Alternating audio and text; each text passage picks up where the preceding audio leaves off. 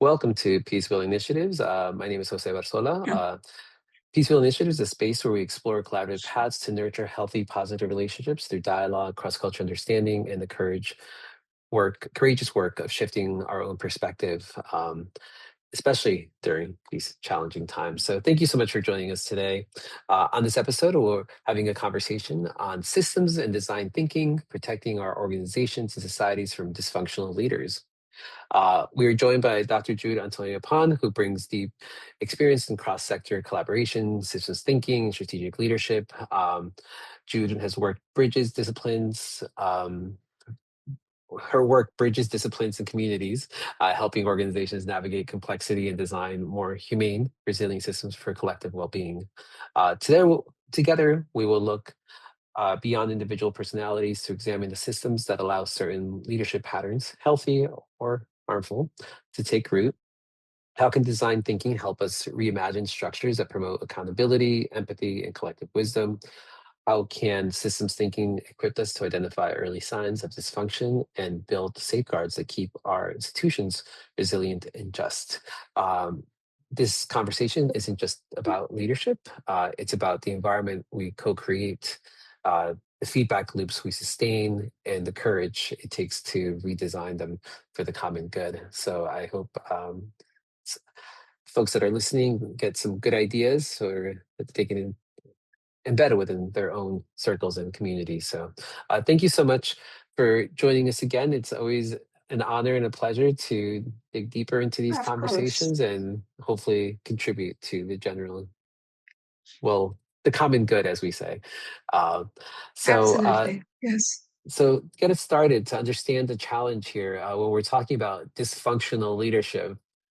What patterns or behaviors do you see emerging most often in organizations and societies today?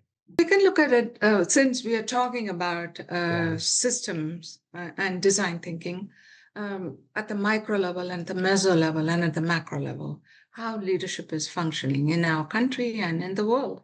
And Mhm. we are seeing a gradual but almost deeply concerning trend of authoritarian leadership emerging. And we know that societies do not survive well and do not flourish under totalitarian regimes.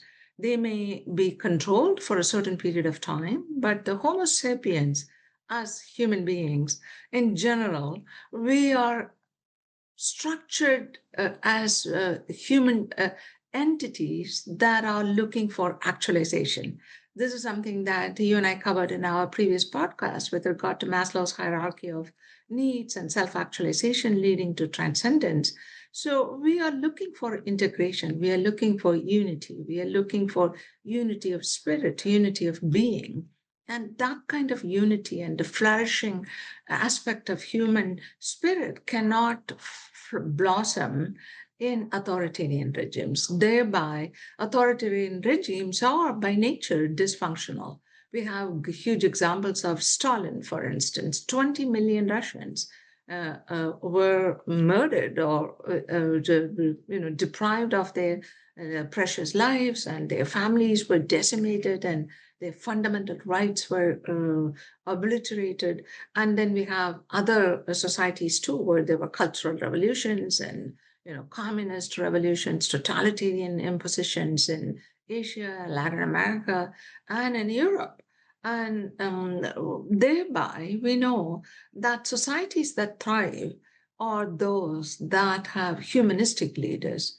And because of this romanticization of authoritarianism that is taking place simultaneously with what we are seeing as toxic masculinity, because historically authoritarian leadership has been through toxic masculinity, and which is deeply concerning that United States, which is considered as the center of a positive force in protecting human rights, is leaving that space, and other entities that are more authoritarian than one would like them to be, or coming and filling that vacuum by assuming leadership in a way that doesn't value human rights. So, therefore, systems thinking, which values human beings, connections between human beings, and interrelationships between human beings, and how those connections and interrelationships can be used by design thinking, which is human centric, which starts with empathetic understanding and which starts with creating ideas for better functioning that benefits the members of the system in a holistic way. And in design thinking, we consciously look for information and ideas through respectful meanings, respectful methods, and then we combine them to come up with solutions, potential solutions. Then we look at the fact of efficiency and effectiveness, and then choose the best possible solution. I mean, of course, as we know, that we cannot be entirely 100% certain that a solution is going to work out as we design it to be or as we desire it to be, unless we implement it and study the implementation process. So, thereby, integration of systems thinking, systems approach, and design thinking is a method that emphasizes holistic approach, emphasizes interrelationships between the different components of the system using humanistic methods through empathetic and critical understanding. For critical thinking, we need empathetic thinking, and then synthesizing those ideas in a way that benefits all the components of the system, understanding that we have to continuously improve it because systems are not static. So, it systems thinking can be applied, and it's an interdisciplinary approach. It can be applied in science. It's very efficiently applied in mathematical, systems, and in scientific approaches to solving problems, and in humanistic approaches to solving problems. We use it in social welfare. We use it in political science, and we use it in understanding systems, and especially complex systems. And we use it in health, and we use it in community development. We use it absolutely in education. And so there's no end to integrating systems there approach with design thinking for not just solving problems, but meeting our need, and for preventing problems by being proactive. No, thank you. Thank you so much for providing an insight into, well, the scope, of the different layers for folks. I think it provides a good, well, really just a good perspective to uh, manage and uh, take on, because it does feel overwhelming at times. It's like, where should I be looking, or can I just close my eyes um, with what's ongoing current situations all over the place? But uh, I don't know if you went into this a little bit, but how do our systems, organizational structures, incentive models, or even cultural norms create the conditions for dysfunctional leaders to rise or remain in power? Would you say? Absolutely. I mean, systems, as we know, need to be constantly evaluated using design principles and then constantly improved.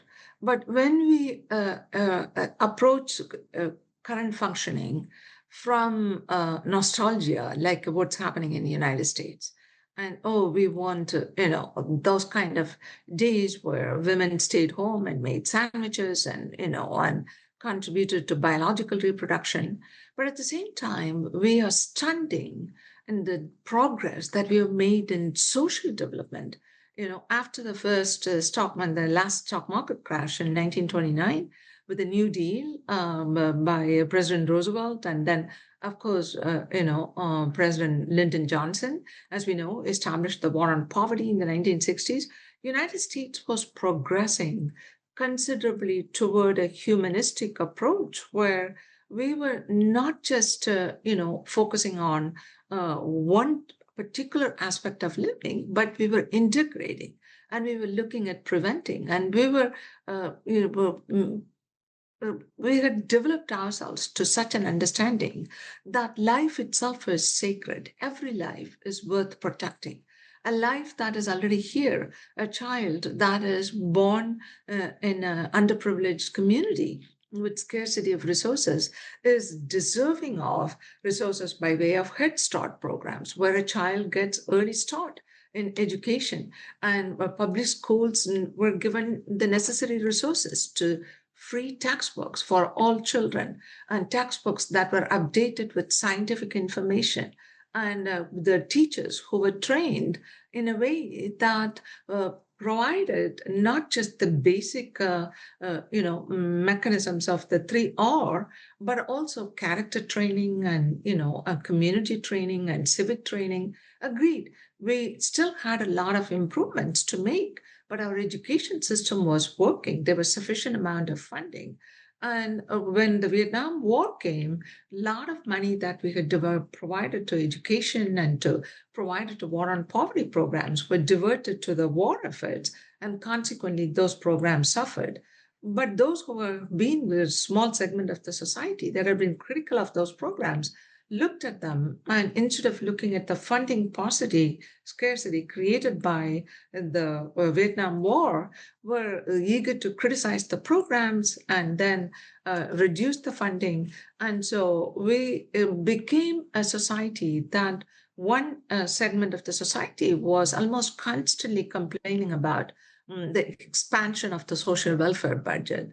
And but they were not looking at the real picture and saying one of the reasons why social welfare budget was so high was because of social security and benefits, as well as Medicare benefits, because more older persons were retiring, and there were more persons who were survivors of retired persons. When they pass away or when they have become disabled, they become eligible. So it was social security funding that was much larger than the amount of money that we were giving for social welfare programs like Head Start. However, and the SNAP programs, for instance, which is essentially the Department of Agriculture, and now we know in the Supplemental Nutrition program that is based on income, and we are in the midst of it because even the funding that had been allocated is not being given, and the funding was initially going to be reduced by 50%, and today's news it's going to be reduced to only by 35%. It just varies. This kind of consistent oscillation in dealing with children's needs is extremely debilitating of our trust in the government, of our trust in organizational well-being. So today we are living in a period which is unprecedented in the modern United States, ever since the New Deal was established, where the government seems to be losing its understanding of the fact that this is government by the people, for the people, and we, the people, or by abiding by constitution to it's listed in our preamble very clearly to provide general welfare. It's the duty of the government, because the government collects taxes. Government is benefiting from the work of all Americans, and thereby, the benefits need to be shared by all Americans, especially those who, despite the working poor and those who are not able to work for whatever reason, but who have contributed in so many other ways. Every member contributes in some way or the other, even if they don't work, by way of participation in the society's ebb and flow. People are contributing, and those who are unable to, for whatever reason, temporarily unable to contribute, have an absolute right to be supported by the society. So in the 60s, we know that welfare was not considered a charity. Welfare was a basic right. So when a government deviates from that commitment, and when a government like, Caligula or during Roman times, when, these emperors enjoyed and lavish parties, when they ran and, collected taxes from their population, depriving them of even their basic needs, and then let the people take care of themselves, but collect the money from them. And that is happening in our society now, unprecedented. If there was a shutdown, they have been shut down. President previously, the executive in charge was consistently evaluating the mechanisms by trying to bring people together not to divide them further, not to make official proclamations, pointing to the opposite party in official channels and official websites maintained by the departments of the people, by the people, right? And therefore, people are shocked in many levels, and they are made to feel like their lives do not matter. Now, by playing with the SNAP program, as it's happening today, as we are talking, and the government is actually depriving the nutrition for the future of America. These are children, or 48 million Americans will be impacted somehow, 40 to 48 million Americans somehow by this, changes in the proposed healthcare processes and, the many other aspects of the welfare programs. And there was a time when about 45 million Americans did not have any health care. And with Affordable Health Care Act will change that. We still have close to 10 million who are impacted by not having access to the reliable health care. But it was reduced the healthcare disparity considerably. So without making alternative arrangements to simply, take away people's fundamental right to nutrition, their right to healthcare, their right to housing, their right to education, and their right to a livable wage is literally sending people to impoverishment that has been unprecedented in the recent modern American history. Because even when we went through severe economic crisis, like what happened in 2008 or in the 2001 when the tech bubble, and then the 2008 and the housing crisis and the mortgage crisis and all of that, we were able to continuously come up with mechanisms to support American families and children, at least bare minimum. Welfare was never meant to be generous, process where those who are on welfare can enjoy luxurious living. Absolutely not. Majority of those who are getting SNAP benefits are afraid even to go and buy their food, of their censure, of the ostracism. And there are those who have said, I've never been on any of these programs, but I entirely empathize with my brothers and sisters who are stand in line using these cards for, purchasing foods and then be criticized by others saying, oh, they eat better than we do, don't they? And, some of my students who have been on these benefits because they are supporting families, they're working, they're getting degrees, and then they have shared in classes and even in my during my office hours how diminished they were made to feel, how small they were made to feel, simply trying to get the necessary human capital, which is marketable skills, to be able to get an employed job and to be able to support a family. So this contradictory message whereby they won't have children, they don't want to have women to have reproductive rights, they don't want them to have access to mechanisms that would help them plan their families, and but at the same time not providing universal childcare, universal nutrition, universal maternity benefits, universal housing needs. It is unbelievably, a double-blind communication from the government. Who knows what is at stake here? Our children are public good. They are our future. When we deny them the necessary nutrition, the necessary healthcare, the necessary preventable immunizations, and the necessary, time with their families, by almost forcing their parents to work two jobs just to be able to have food, basic food. And then when they get a little bit extra, to deprive them of that. And then for the wealthy to get $1 trillion in tax benefits by using Americans' hard earned money is a crime. It's a social crime.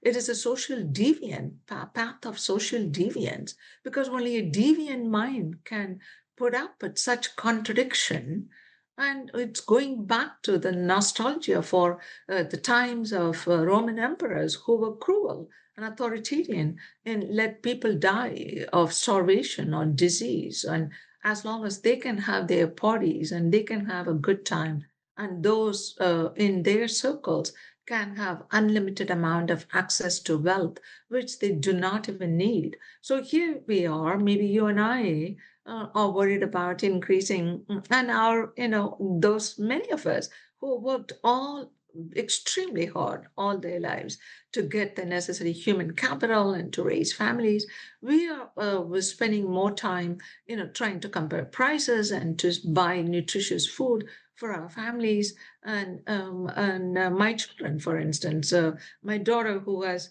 my grandchildren who is raising a family of her own, and my daughter and son-in-law do what you and I discussed before this podcast, like how we have to constantly navigate the budgeting process just to be able to provide basic nutritiously balanced diet to our children and grandchildren, and that should not be the case in the wealthiest nation on the face of the planet.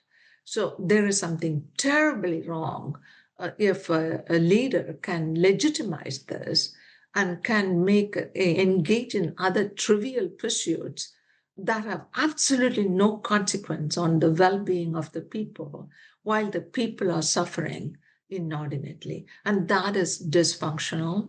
And so maybe they need to be educated to understand how depriving children of the needed nutrition is going to impact their capacity to process information, their education, their performance, and their acquiring of human capital that every society needs. The educated, capable, strong, physically and emotionally and spiritually strong members of the society for the society's stability and society's progress and society's prosperity. So only a short sighted person or persons could justify depriving children of the basic needs because and they have to be educated in the interrelationships of systems and how we need to apply design principles to empathize with our fellow brothers and sisters and their families who are struggling despite working sometimes multiple jobs, and we have to seek the necessary information. A good leader would consistently be getting people, not those who are visiting the leader to praise, engage in empty flattery, but people who need to hear from people who are struggling and say, how can we improve the circumstances of your living? How can we bring people together? How can we, go work for the progress of our nation? And how can we help as a nation, other nations that are struggling, as we have been helping before? Because it helps America too in the end. So the systems in a community are related. The systems in a state are interconnected. The systems in a country are absolutely interconnected. And the systems in the world are interconnected. And that's why we have a United Nations that begins with we, the peoples of the nations. And here in America, we say we, the people. It doesn't say someone who lives in some gilded, empty, ugly building and wants to recreate people's home house in that empty, gilded, ugly image of ostentatiousness. But, we want a system that understands what holistic approach to endeavoring to provide for the welfare of the people. It is in our foundational constitutional aspiration, and it is a principle of our constitution. That's why we need absolutely the systems approach and absolutely design principles that follow a method, not someone wakes up this morning and hallucinates to come up with a proclamation that is entirely different from the previous day, entirely unrelated to the system's functioning. Thank you. unpacking all that. I don't know if you talked about the core components of systems and design thinking, just because for folks listening in, Mhm. sometimes, like, if you just hear systems design thinking, I think we all have different perspectives about what that might mean. So I wonder if, you might discuss a little bit about the core components of both system design thinking, but also why is an integration of that needed in our contemporary societal conditions? Because um, I think, I mean, an election, there were some elections earlier in the week, and I don't think that. Uh, yes, I think, yeah, it's great, getting the vote out, getting people's voices out there. Um, but sometimes we think of it as like we have a problematic leader and we just need to replace it with someone who's better. But and then we go through this cycle of like, oh well, now there's this one thing that we don't like about this other person. And so um and I think we actually need to, as we talk about from uh a macro level, maybe like what deeper systemic issues must we actually examine uh, than just, and I find, a lot of what you shared earlier is, um, I interpret it as it's just honestly there's so much that it almost feels like white noise after a while. It's just a lot of noise to distract you from the deeper systemic issues that we should be examining, but we're not, because whether it's intentionally made to distract us from the deeper issues, or we just get overwhelmed by it all. But I do see it, I try to like look at things from different perspectives. I also think like, oh, you know by pushing problematic leaders, although they shake things up and truly are creating, say, chaos or dysfunction for lots of communities. One result that I see is that it also is bringing, oddly enough, it's bringing people together.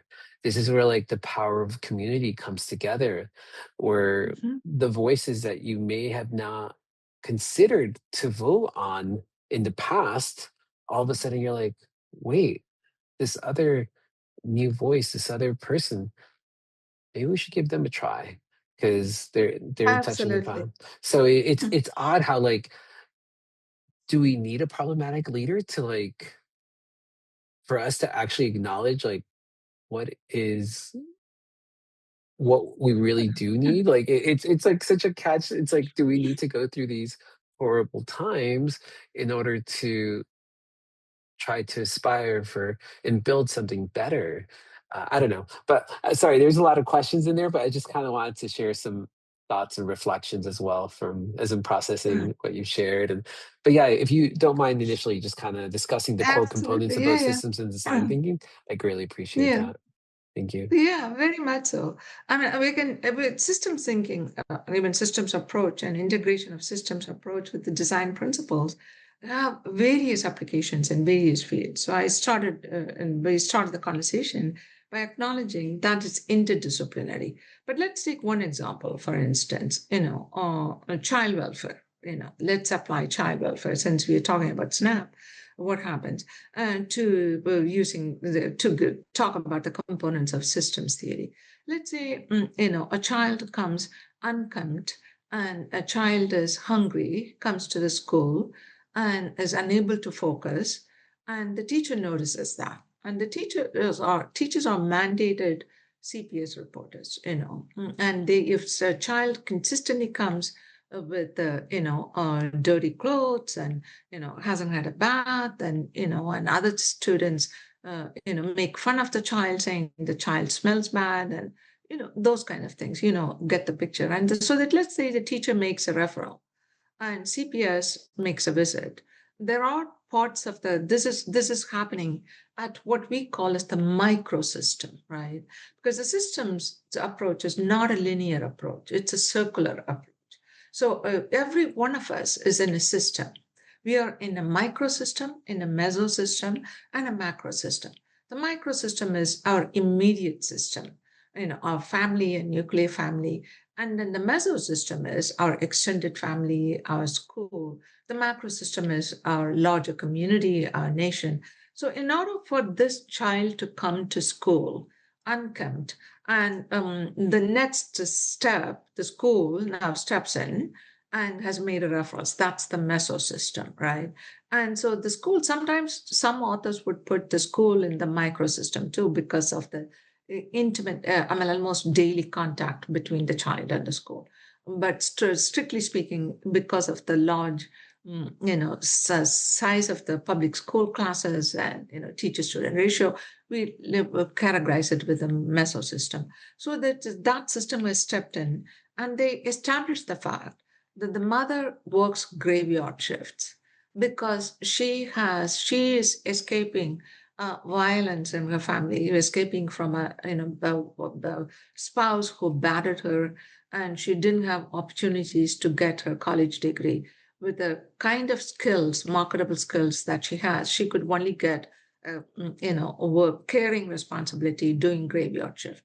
So she has someone, watch her child, and in the evening, and then the child goes to, say, a friend's house or in-laws house, and then they take the child to the school with the understanding that she's going to take care of the child's bathing needs and other stuff when the child returns from school.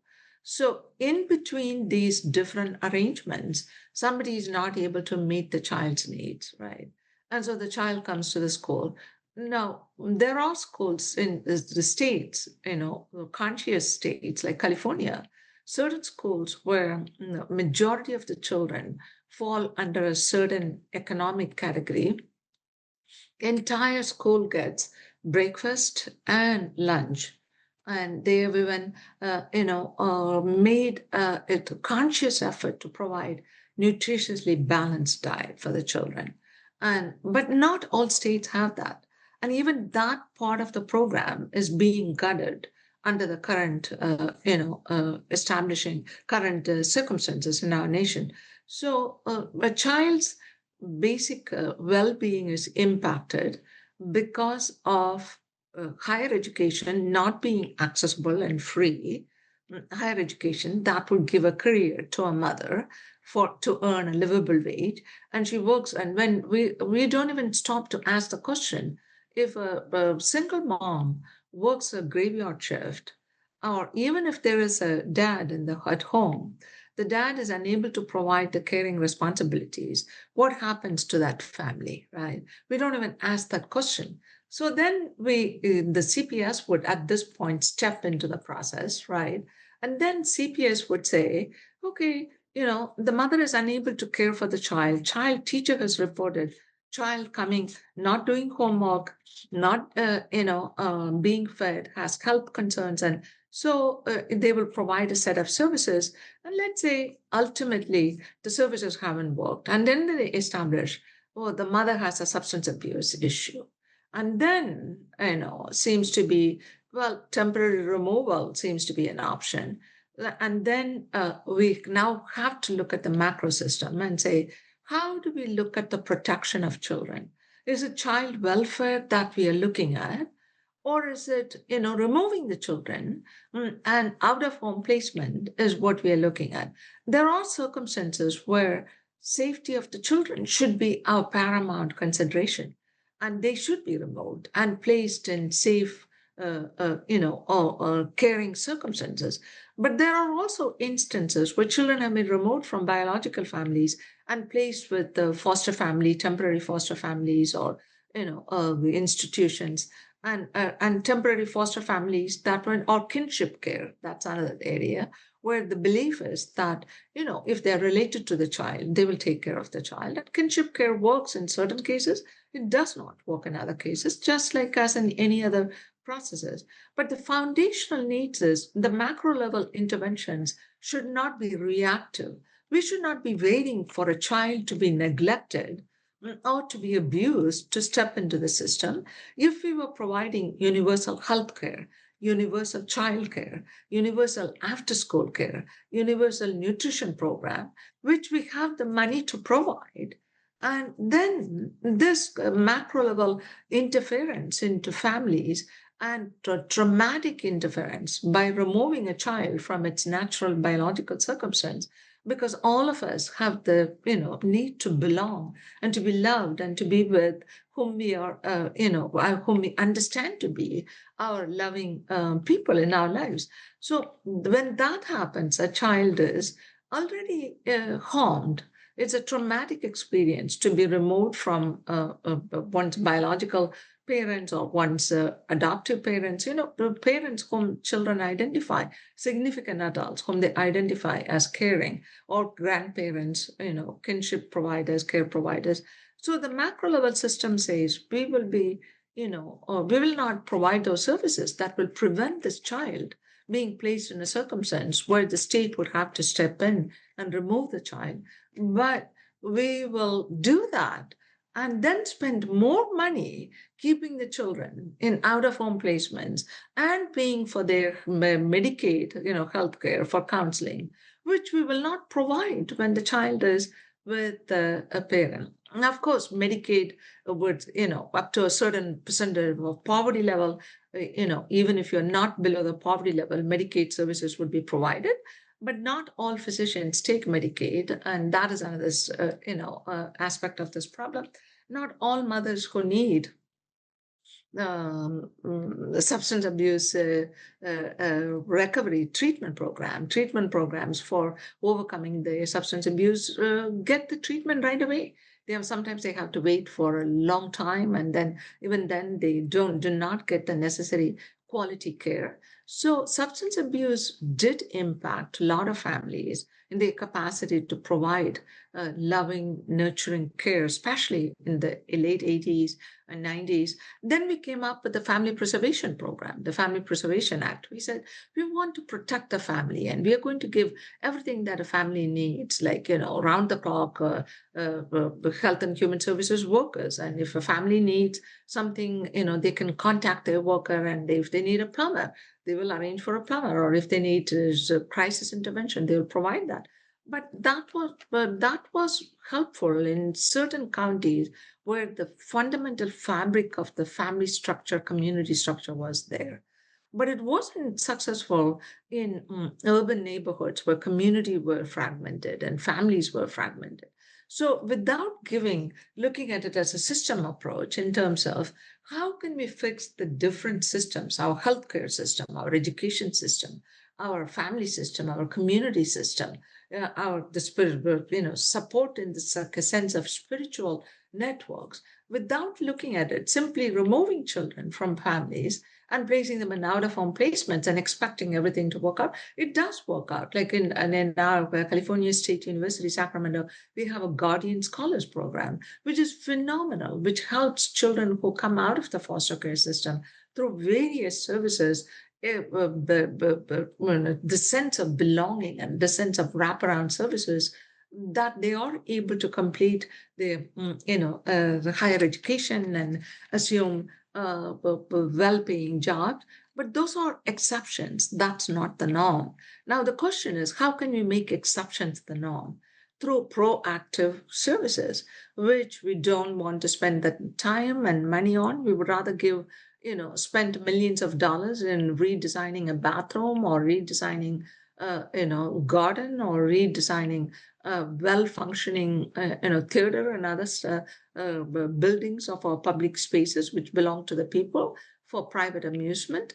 And we would give millions of dollars to elect individuals who are entirely unfit to serve in public servant leadership roles.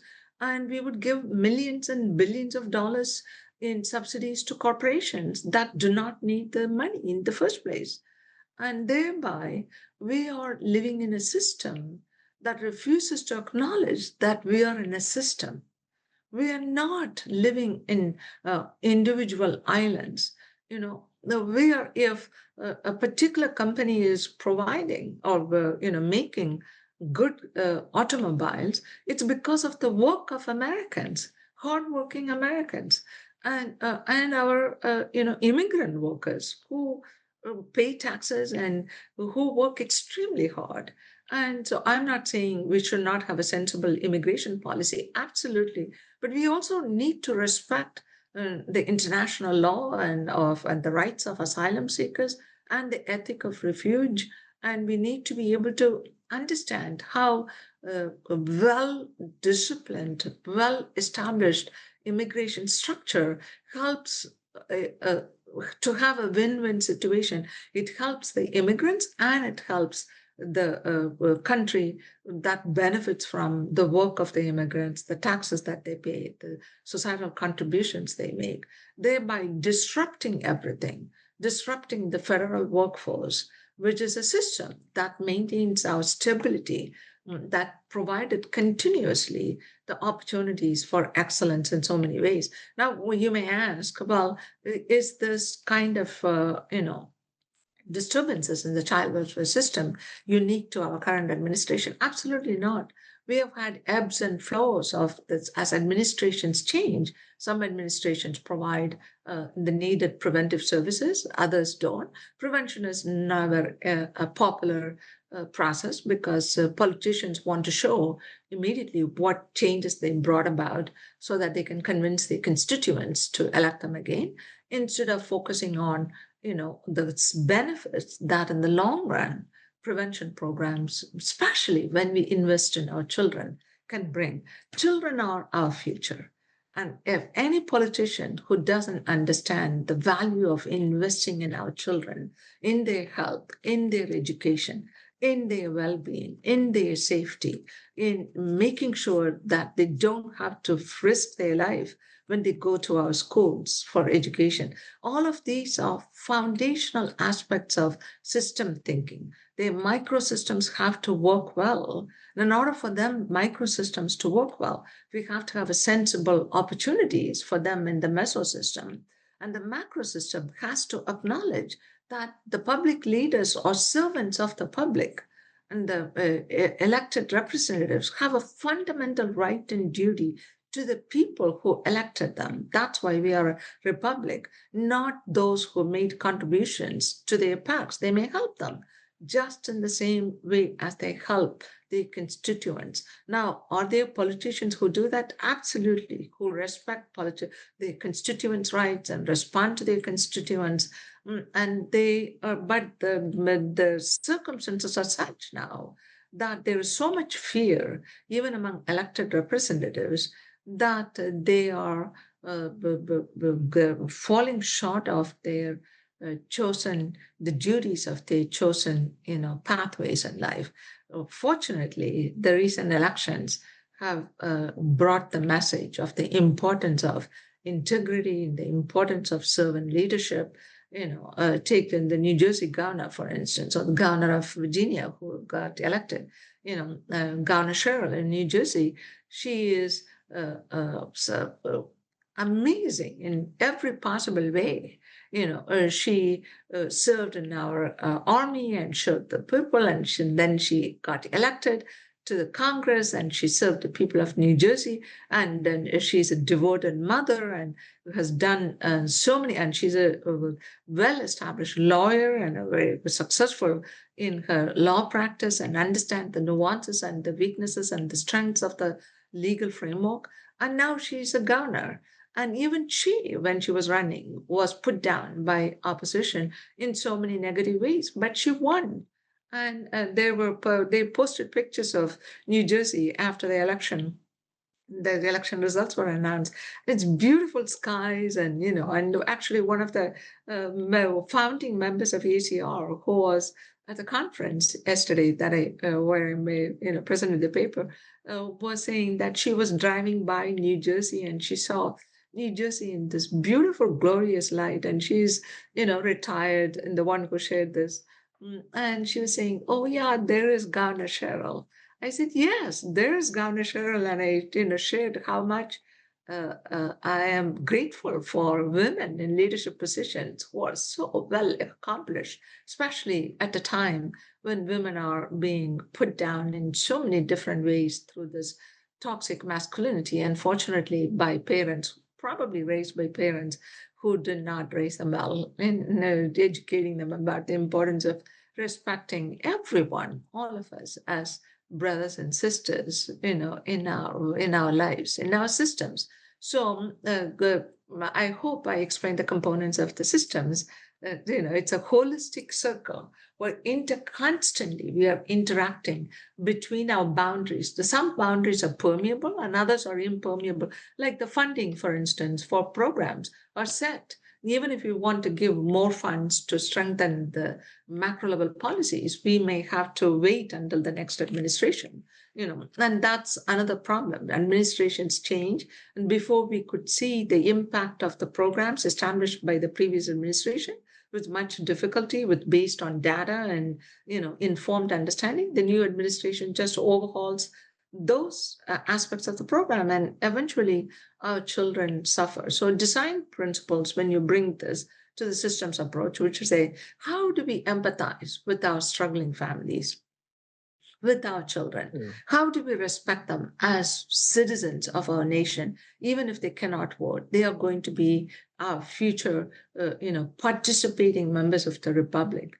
And that is empathizing aspect of the humanistic approach to design principle. Then we generate ideas by asking through focus groups, through meetings, and there are other countries in UK and in European countries, elected leaders almost continuously. Even in our country, we used to. Now they're not going because they're afraid of their constituents complain because of the current policies. But regular meetings with the constituents to ask what needs they have, what unmet needs they have, then integrating them, and then developing policies based on informed ideas, and then implementing them, then evaluating them. And that is conscious design to uplift everyone out of poverty, to uplift everyone out of impoverishment, uplift everyone out of this deprivation, status Yeah. of deprivation, and to help everyone be a participating member of our society. It's possible. We have the resources, we have the capacity, we know what needs to be done, but we do not want have the political will to do that because of this devotion to making wealthy people more wealthy. And someone yesterday asked the question in our table, after the presentation, I met with someone. Why don't we have, billionaires who are really committed to the well-being of the people? Someone said, well, there are, Warren Buffett, for instance, and Bill Gates, he's going to give away apparently all his money to every, only 1% apparently goes to his immediate family. And there are others who are doing good work, but then someone said, but even they want to grow their business. And I mean, there's nothing wrong in growing business. Ultimately, it provides opportunities for everyone. But there are ways to do that. What we want to have regulated capitalism.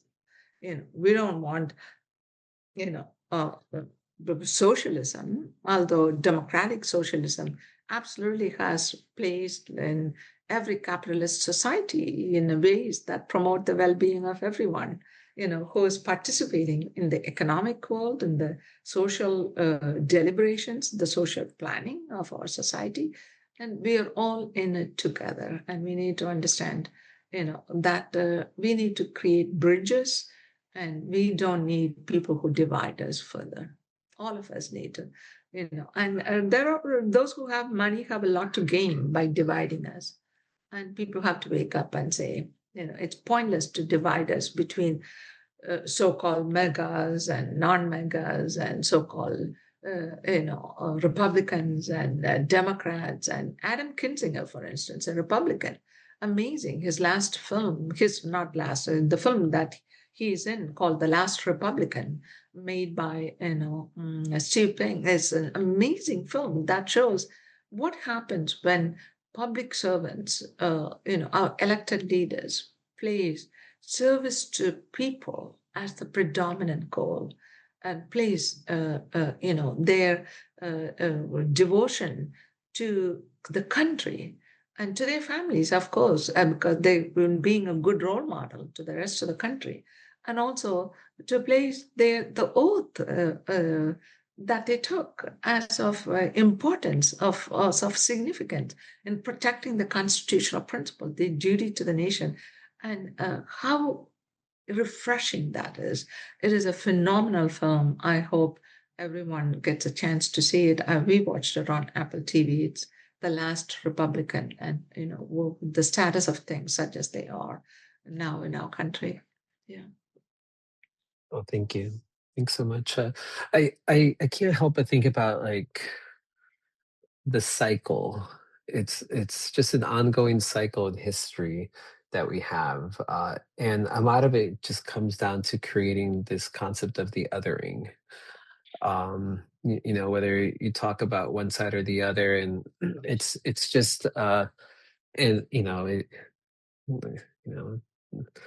there's the capitalism as well, and it's just and so we other when it comes to the terminology of like socialism, because we're like, oh, it's communism, and so there's this othering, there's this fear that we consistently create, and I think it is through this leading through fear that we kind of get folks in line or get people on the same, it's the mindset that like if it if I was not here to protect you all, then you would be in real danger. And so it's just this cycle. I see this in history so many times, and are we able to get beyond it? I mean, I'm just making a comment. I'm not having an actual question, but it That's is okay. just very frustrating.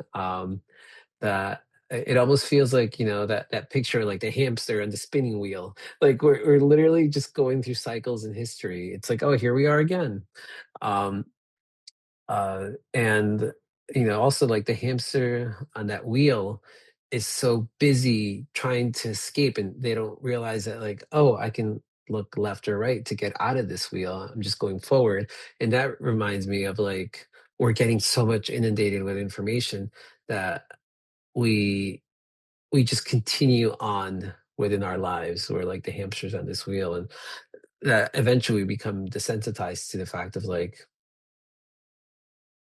the pain, the agony that human beings are going through, that the community's going through.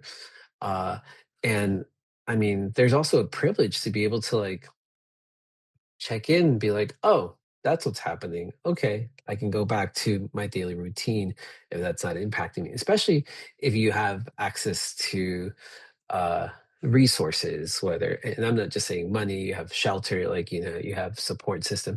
You can, it is a privilege to be able to, and just to acknowledge that we have this privilege. Or I mean, on the other side, it's like, it is one of those things that makes the United States what it is, because there's places where you just don't know whether when you go to sleep, if when you wake up, you can rest assured, for the most part, the routine of your life is going to be the same in the US, as opposed to there's other countries which are going through major upheavals and challenges where you just don't know if, like, oh, will I be alive tomorrow? Will I have food on the table? I mean, that is becoming the reality, though, of lots of groups across the United States right now. Um, more than, but I feel like it's that has been the reality of lots of places around the world. So it's almost as though this this I mean, it's like the snow globe effect. The snow globe's getting shattered a bit uh in the US, and we're having to deal or be integrated with a lot of the challenges that are happening for many decades and centuries. We don't think that there's a class system or even a caste system in the US, but it does appear as though it's there's inklings of it. It's like, oh, if you were born into wealth, for the most part, you can rest assured, like maybe like 90 something percent, you're going to be okay. And and your future generations.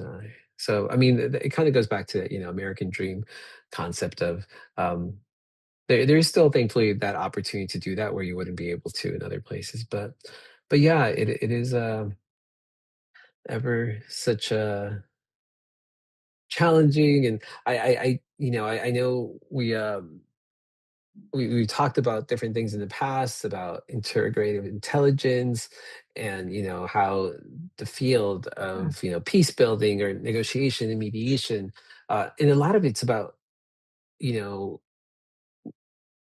bringing people together, collaboration, seeing beyond like what can I get out of you, but also just the general experience of just being of service and doing good, because it is, as we said at the very beginning, the common good of life. How do we nurture an environment that we not only want to live in, but we would want our future generations to thrive in? And not just thinking of it as monetary, but also like I think it goes beyond that, in nurturing an environment where there is like taking it back to, I don't know how far back, where, the neighbors knew each other. There, you can collectively be like, oh, I can't make it to like, pick up my child, or like there's something happening, that there's traffic or something, but you can rest assured there's somebody that will be there and be like, I got you, don't worry. So how do we get to that point? And it's just, I'm just reflecting upon, things. So, but I will say that, yeah, most Americans are struggling to access the basic needs tied to the promise of the American dream. I wonder if you have some insights into what avenues can be created to integrate the systems for a humanistic, compassionate, holistic design for everyone, of members of our society. Yeah, Yeah. oh, absolutely. I'm so glad, Jose, you brought up the idea of integrative intelligence, which we talked about before. We talked about emotional intelligence, appreciative intelligence, integrative intelligence, spiritual intelligence, and strategic intelligence. And but we agree that integrative intelligence, like the way Howard Gardner put it, it is essentially it integrates, multiple intelligence. It's frames of mind. But when we integrate our body, our mind, our spirit, and into one, entity, because we are not just our body, we are not just our mind, we are not just our spirit, we are all of it together. Just as we breathe, we are constantly interacting with this external environment, and the external system, and the quality of air we breathe is determined by the system we live in. Whether we have freedom to even take that gulp of air with a sense of joy depends on the system we live in.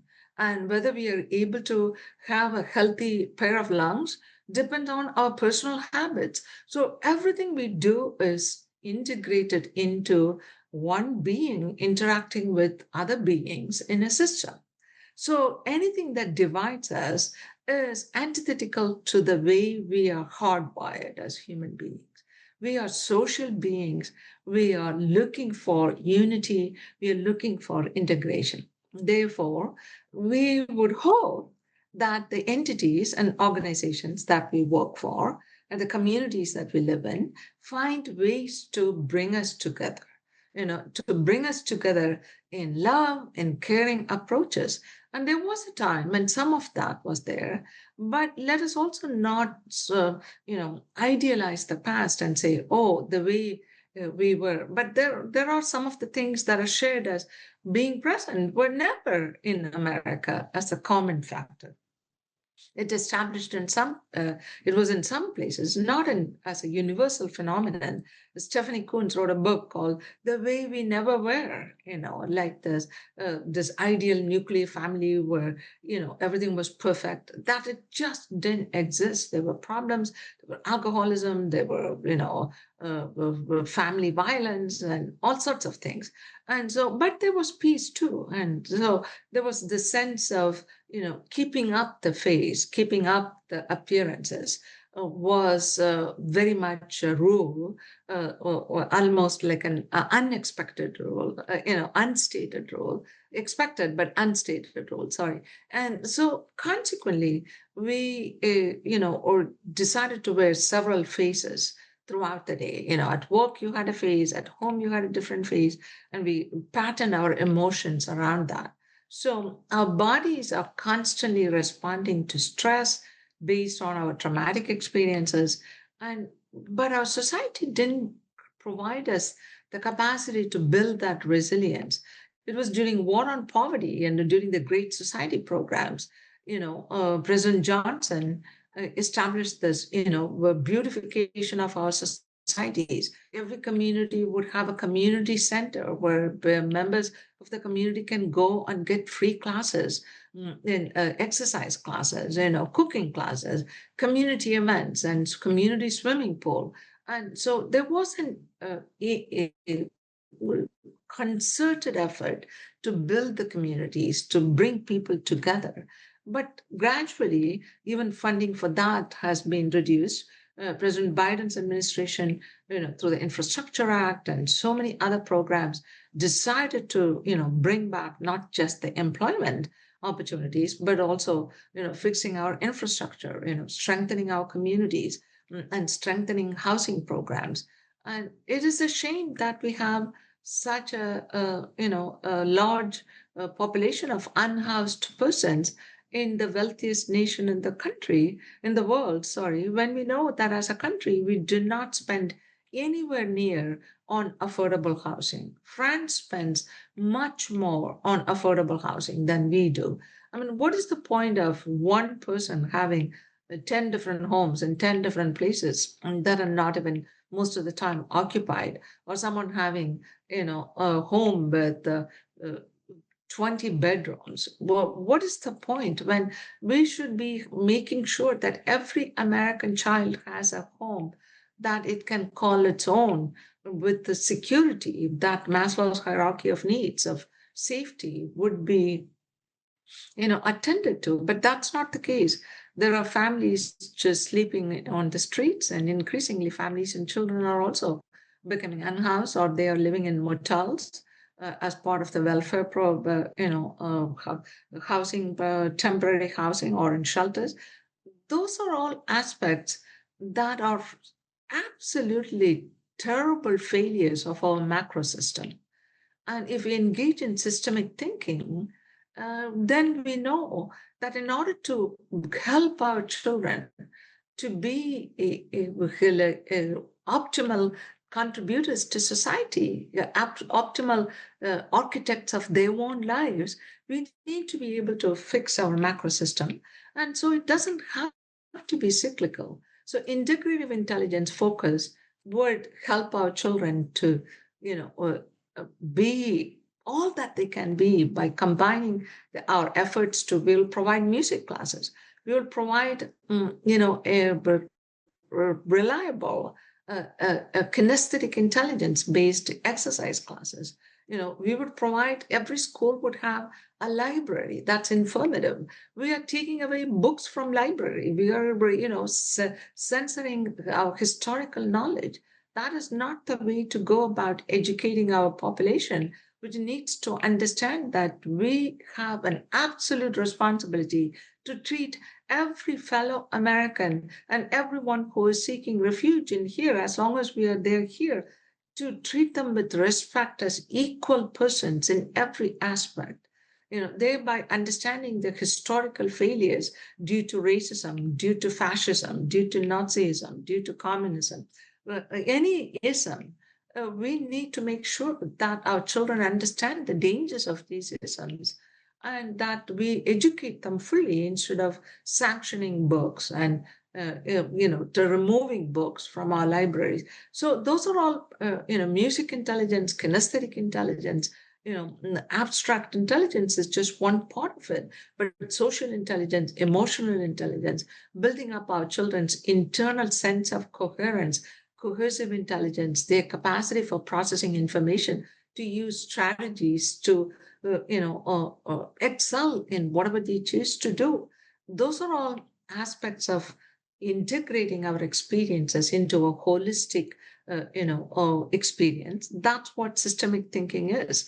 That's what system approaches, and that's what employing design thinking into our lives means. Well-designed communities, well-designed, focus on spiritual living too. I mean, we are human beings, who are constantly aspiring to be actualizing ourselves, transcending our limitations. We are spiritual beings having a human experience, not the other way around. Spiritual presence is an integrated aspect of ourselves. Thereby, it's not religious. Religions can provide that, but a sense of being one in our with our fellow brothers and sisters requires a spiritual aspect to it. And respecting all religions without any bias and prejudice is equally important for that integrative intelligence. And that would prevent this cyclical approach where we do preventive programs, the other administration comes, removes it, and then we start all over again. And this is just something that our politicians have to take seriously and say, hey, 20 years from now, where do we want America to be? Do we want it to be emerging from a Nazi fascist collapse like Germany did, or from a totalitarian regime like Russia did, or from a cultural revolution that was bogus, in so many ways. By anything that violates our individual freedoms is bogus, like China did, and so many other, some of the Latin American countries did, some of the other Asian countries did. We want a freedom-based, constitutional republic that follows its principles and checks and balances in every aspect of governing, where people's will is respected and dignified, and people are given adequate standard of living because of it's possible to do that. Norway did that. Norway had used its resources to provide for the people. It's very difficult to find truly impoverished person, on Norwegian streets, a person without a home, or person without basic needs, and it's possible. There are other nations with a socialist approach to welfare, which we call as institutional welfare, which is from cradle to grave, which is not a residual welfare like we do in the United States. We are a reluctant welfare state. We don't provide welfare generously because we believe everybody pulling themselves by their bootstraps. But if your external society curtails even basic opportunities for livable wages, employment, jobs with livable wages, where someone who works would be able to provide for their children without having to reduce the amount of time that they spend with their children and helping them with homework. It is what we are doing to our children and families is a tragedy. And the SNAP crisis, this entire shutdown process is unconscionable. And when that shutdown is literally suffocating our families, for leaders to go and have uh, ostentatious and despicable gatherings that disrespect women is even more egregious. It is unacceptable. It's vile in its extreme form, and unfortunately, that's what we are dealing with, thereby necessitating the need for looking at all human experience as members of systems that we have, and for reducing this extreme inequality that scientifically we know of all the developed countries, we have the highest income inequality. Reducing that income disparity for paying the workers who are making few individuals rich, their reasonably livable wage is extremely important. And instead of, anyway, I'll stop here. Yeah.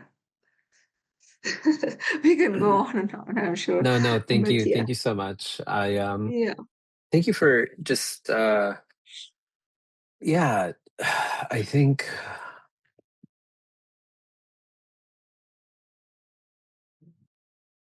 as we strive with a lot of these conversations, it's not only the perspective shifting the perspective, but I think it's also about folks coming together not just Absolutely. top-down management leadership. So I just Hmm. want to thank you so much for, you know, how you remind us that systems and design thinking are not simply tools for efficiency or innovation. Sometimes we might think of it as like, oh, within, a higher ed structure, or maybe within this business mindset, but it's something that we can utilize on an everyday basis in so many different ways. And they're really frameworks for reimagining how we live, lead, and relate to one another. Um, and I just, just from the simple, sometimes folks talk about like peace within and what does that really mean? So, what I just said about reimagine, like how do we relate to initially to ourselves within the context of everything that's happening? How are we practicing self-care? How do we relate to our loved ones? Or, and then Yeah. just trying to think of, us individually, each one is a core.